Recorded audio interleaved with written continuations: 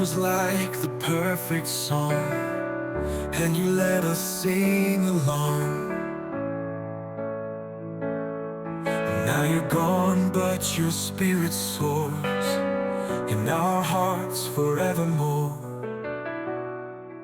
Hi, welcome to I Pressed On, a show about depression and rearranging the word to something more positive. I'm Brian Chrysagas, and this is my co-host, Brooke Corbett.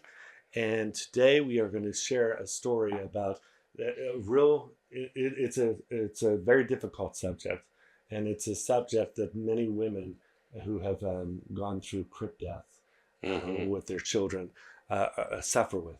And there's a large. They say that infants who suffer from crypt death, that's the number one cause of death in infants, which is shocking. Yeah, that's what statistically is shown. Yes. Yeah. And it's a subject that needs to be heard more, because there's so many women who blame themselves or have such guilt over this. And I have a dear friend from church who I was talking to, and we met at a Kentucky Fried Chicken place. Really? Not knowing we went to the same church. Okay. and we were both ready to complain because our chicken was not ready yet. It took me about 15 to 20 minutes to get my order, and that's fast food. And theirs was about 40 minutes. And they were her and her husband, Brian, were the two most kind, gentle, nice people. And I was wondering why they're not losing their temper, but they weren't. And we just started talking. We started fellowshipping. Her name is Lori Johnson, and she has an incredible, incredible story. So I'm excited about talking with her today. Lori, are you there? Hey, Lori, there you are. I am here. So, well, it's so good to see you, and say hi to Brooke too. Hi, how are you? Nice to meet you, Lori. You too. And I'm sorry you had to hear that we met at KFC. You know, we all have a past. We wouldn't have a future.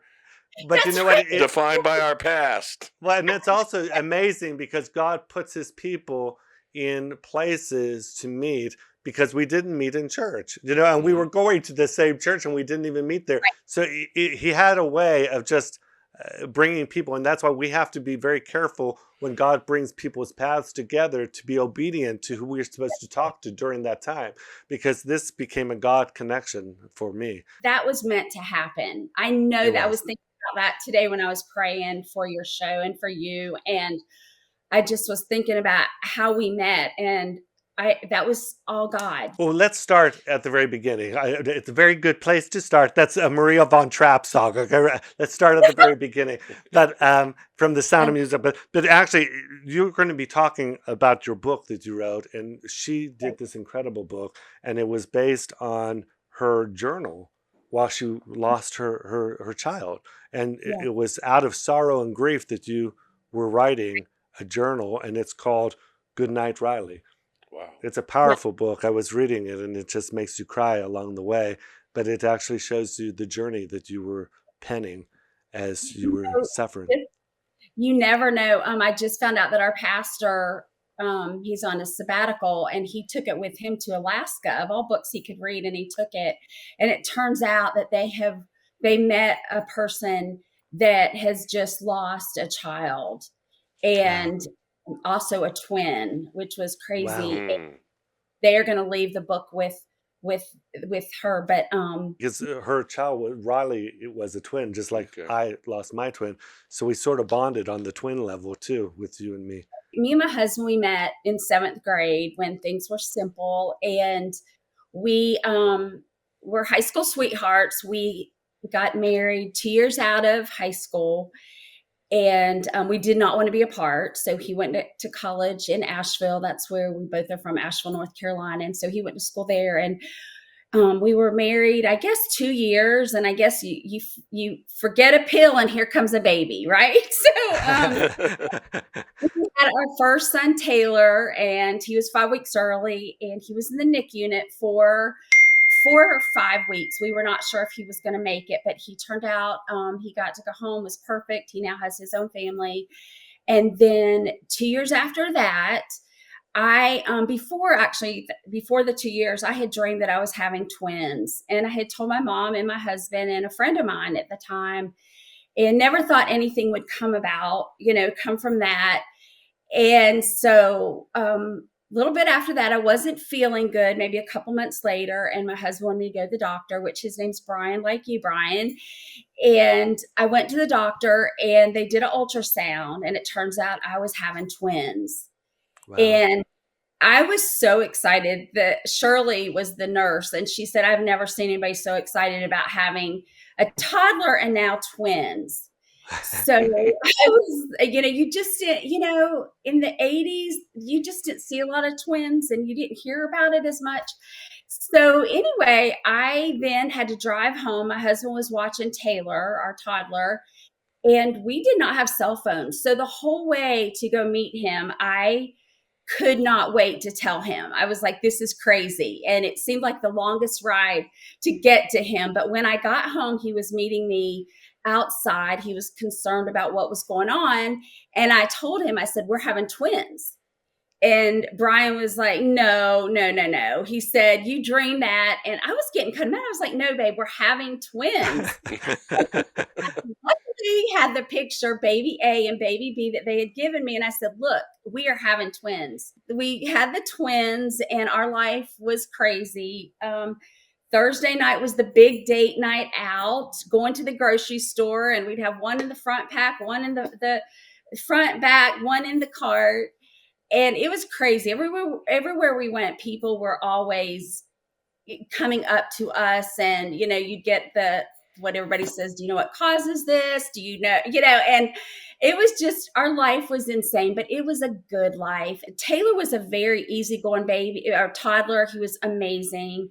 The twins, Katie, was just born to party. The minute she was born, she was ready to go. And Riley was very laid back. He was, wherever I put him, he would just lay there and coo, and just sweetest thing. And so I whenever I had to go someplace, I would take Riley, and I would tell my mom, I said, he's like too good to be true. And he really was, like, he never cried unless he was hungry or needed his diaper changed. And so I would take him. Well, this one night, me and my husband went to bed, and we were just laying there thanking God for our family and what he had given us. And we just couldn't believe that we had this precious toddler who loved these two babies. He thought they were, he was so confused. He called them both Katie for a while, and it was Katie and Riley. And life was good. So the next morning, my husband did his routine check, and he came back and told me that the kids were all asleep. And, when you have twins, they usually sleep together, like you probably, Yes. obviously know Sean, Yeah. with Sean. And there's just that bond. But when they did fall asleep in separate places, you left them. So you Yes. could just, and you did not disturb them. So Katie was in her swing, Taylor was in his bed, and Riley was in a porta crib where he had fallen asleep. So the next morning, Brian left for work, and I thought, I just want to get up and spend some time with Riley, because Katie, you go to the ones that's the loudest, and I would, I don't know if you had this with you and Sean. Yeah, I was the loudmouth of the two of us, and Sean was the soft-spoken, intelligent. I was the party animal, and he was the intelligent, organized. He was even organizing at that time. You need both. That's it. You do. So I went to check on Riley, and when I leaned in, I saw a purple spot on his arm. He was laying on his stomach, and I saw a purple spot on his arm. And as a mom, you know everything about your babies. And if they have dimples, a birthmark, a freckle, whatever. And I knew that that was not there. And the thing is this all happened in a matter of seconds, but I went to flip him over, and I knew he was gone. He, all the features on his face had been smashed in from some oxygen, and he was purple. And anybody that has gone through this, they understand what I'm talking about. And it's something you can never get out of your mind. Wow. It just, what a nightmare. I pray that will eventually go away, but it is still there. But what I want to say is that I love Corey Ten Boom. She was an amazing lady. I could go Yes. on about her, but her dad told her, God doesn't give you the ticket till you're getting on the plane or the train. I'm sorry, the train. And it is so true, because the minute that I found Riley, God came in and he took me, and it was crazy. I mean, I was trying to do CPR. I called 911. I called my mom, and I was in shock. I mean, Taylor was with me. I look over and he's staring at me, and just Wow. having a crying at work and just the whole thing. But I knew that he was probably gone, and that there was nothing that any of us could do. Yeah. You But didn't even know how many hours he was there like that, or how long he was. we found out through the autopsy, because of course we wanted to know, because he had a twin sister. So we wanted to make sure exactly what the cause was. And the autopsy showed he died at 2 a.m. And so that's why he looked so bad. We did get to say goodbye to him, and he looked beautiful. But I will say that God carried us through that. And, I did not want to go on, but God seemed to put people in my life, or things would happen that would just get me, one step along. But there were a lot of dark times, especially that first year, as you know. But I felt God's presence, and that peace that passes all understanding was there the whole time. And I became a Christian when I was 7 years old. But you do what your parents do. They take you to this church, they put you in this Sunday school class. You grow up with what they, show you. And this was a time in my life that I had to decide for myself. And I just prayed to God. I said, God, if you are the God that you say you are, and that as a 7-year-old, asked you into my heart as a little girl, then you're going to have to show me, and you're going to have to be there, because I cannot do it myself. And this has never happened to me. And I think I might have shared this with you, Brian. I was really struggling. I was probably at my lowest low. And, we had this picture perfect family, we thought, the Cape Yes. Cod Yes. house with the picket fence, lived on the golf Yes. course, and in our 20s with these 3 kids. And then the next thing I know, it's like, it's gone. It's your life just stops. And there was this one night that I couldn't sleep, and I was laying in bed just holding his picture.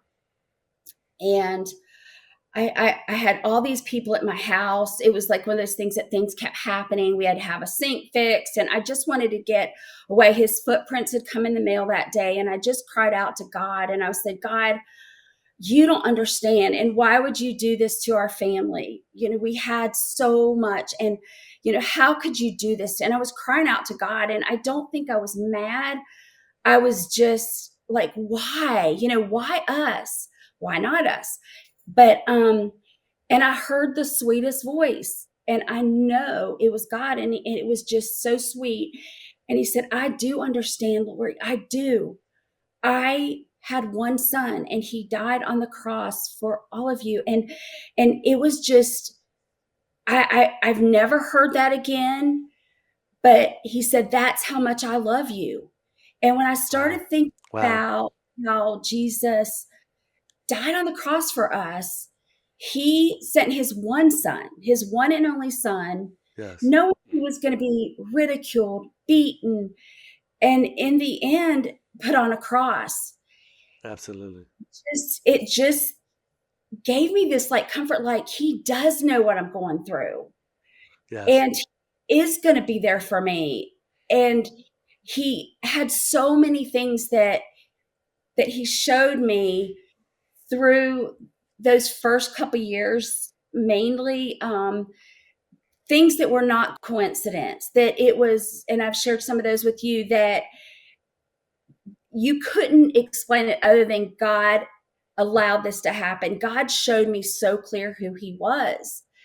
But we have to be willing to press on Yes. and go forward. We have to, because, he is there for us, and he's going to be right there carrying us and walking us through the darkest nights. And That's beautiful. that was the biggest thing, I think, for me. And the other thing that I want to share, because I feel like I'm sharing this to all these people that have lost a child, and so many of the things that I went through, they are going through. And one of the biggest things for me was I wanted somebody to share hope with me. Like, I wanted them to say, Laura, you will laugh again. You will smile again. Yes. And I had one friend that had lost a child, and she picked me up and took me under her wings. And her husband was there for my husband. And that was so wonderful, because I just needed to hear that. And if I can say anything to the women and the dads and anybody that has lost a loved one or a child, you will laugh again. You will have good And moments. you have to be willing to accept, because Yeah. my biggest problem with losing Sean, and I'm sure with yours, you couldn't accept it. It was like, this can't be real. So No. because you couldn't accept it, and then you feel guilt for every time you do laugh, every time Right. there is a little ounce Right. of joy, or every time, even with for you, you probably look at your daughter, who's the twin of Yeah. Riley, and wonder, what would he be like now? Yeah. There's probably Yeah. all those times. Or even seeing a little boy around the age of your child when you were all these years, parents probably are like, wow. And I believe this. I'm not sure if it's true, but I've heard several people say, who have died and come back, or that they went to heaven in a vision, or however they did, that the child is waiting for them there. And Yeah. I want to believe that. I want to believe that the people who have either lost their child or aborted their child by whatever reason, that Right. that they will not only see them again, but they will Yes. have that time, that special time, to raise them again and to Right. take care of them. So I don't know if that's true or not. I've heard stories like that. And what a beautiful way of looking at it, that you will have that chance with Riley again. And I think that that's our hope, because if we didn't have that hope to not see them again, Yes. it's like, what's the purpose, And Right. I felt like that's what gets you through. And knowing that there's this wonderful heaven that we will all be part of, and we will see our loved ones again, and where there will be no more addictions and tears and sad times. And I struggled with, like, what age Riley would be and that kind of thing. And then Yes. I just came to terms with, God's ways are perfect. So whatever I need, that's okay. He is going to make it perfect. Yes. And when I get to the first person I want to see is Riley, and then Jesus. Yeah. I understand. Believe me, Sean's on the very first one of mine. So yes. Exactly. When you lose a child, the divorce rate at that time was about 80%. I'm not sure what that is now, but loss of a child, usually most couples do not make it. Wow. And I talked to several people. A lot of times when I would speak at a church or just an outreach or something, the women and men, they would have a hard time coming, to the same place. And there was a time where I felt like Brian did not miss Riley, and he did not care that and of course that was Satan, all of that was Yes. Satan. Of course he missed him. Of course he cared as much as I did, but I didn't see that, because, women can be a little bit more emotional, and they Yes. show more of their feelings, and he was not doing that. And I was actually thinking, how can I be with this person who doesn't seem to care about the loss of our son? The devil knows how to destroy people's relationships. So he's going to put that wedge there and make you Yeah. think, even if he's grieving in his own way, because men can't share. Now I'm Tammy Faye when it comes to men crying. I cry on a regular basis. I no John Wayne here, but over here is Mr. John Wayne. I haven't seen him Suck have it up and- Yeah, he sucks it up. So men have different ways of dealing with it. Processing, yeah. Yes. So 100%. how would Satan use that, but to put a wedge there and say he doesn't care? I Right. love that you brought that up. And that's what I knew, because it was like, where am I going to go with two children, a baby, and it was crazy thinking, but it was starting that wedge that Satan was putting in my mind. And so, when he'd go, how was your day? I'm like, are you kidding? And it would get me so mad. And inside, though, I was holding it inside.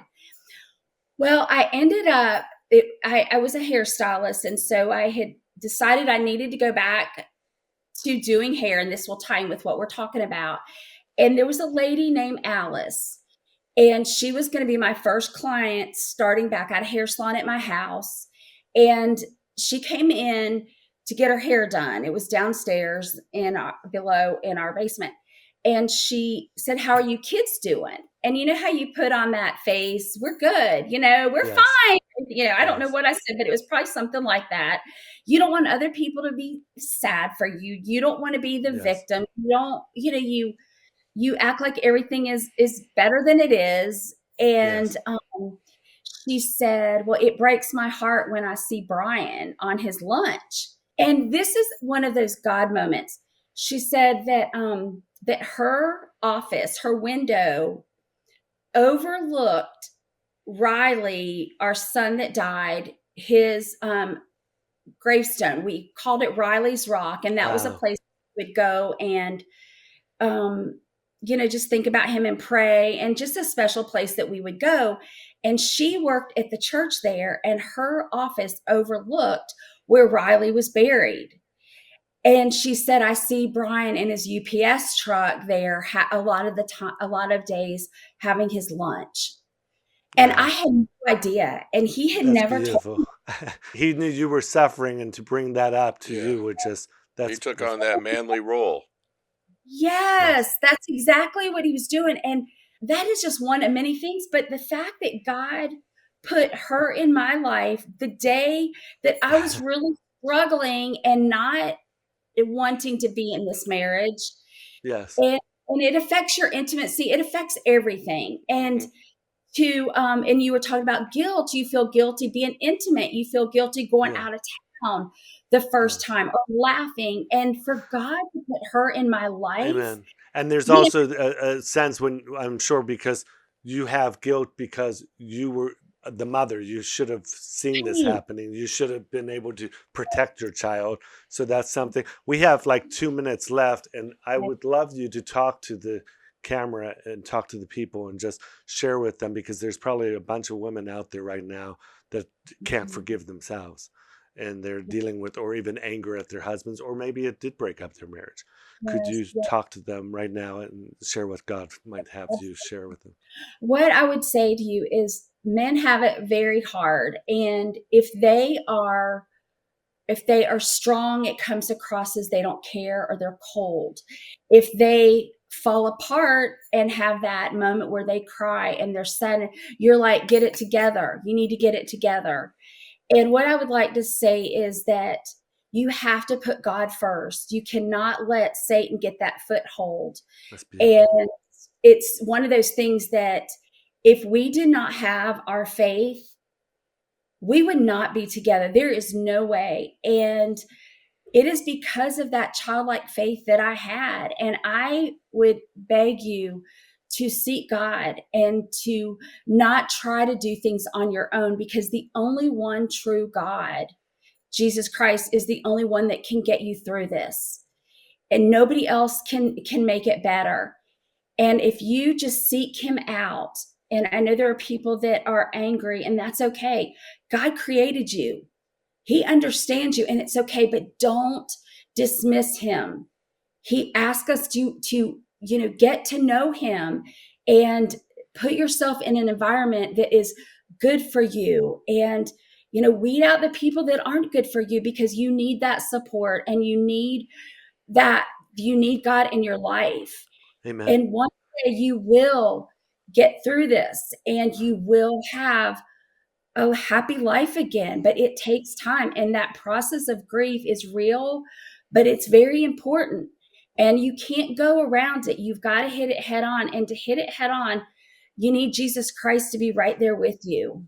I agree. When you said it perfectly. We're about to close, but I wanted to say something real quick, because when you and I met with each other, you had said your old friends didn't know how to approach you, and you were shocked that they turned away from you, and they were church people too, because they just didn't have words. So, Right.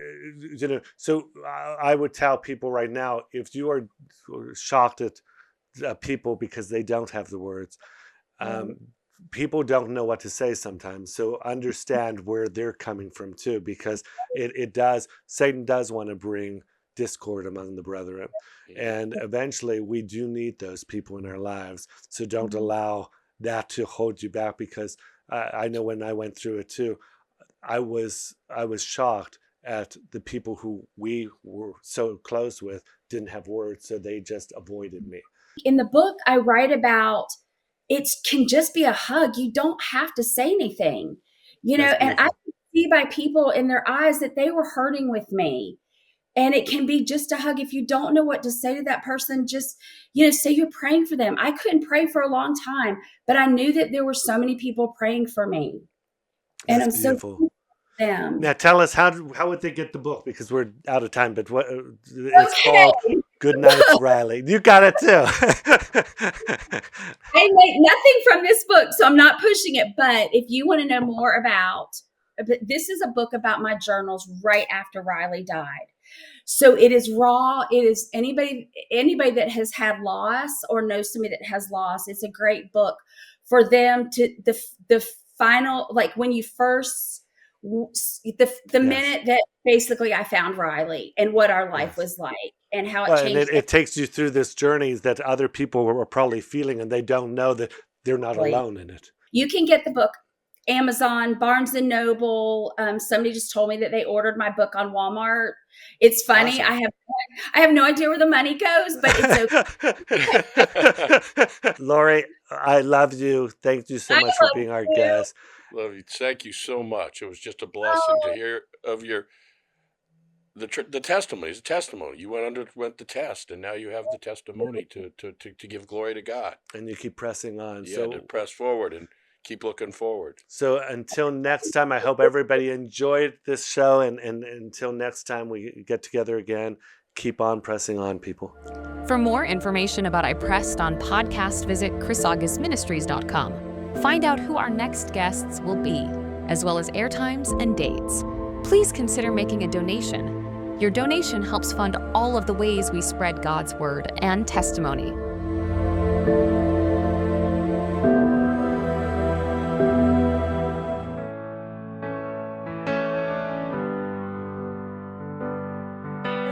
Life was like the perfect song, and you let us sing along.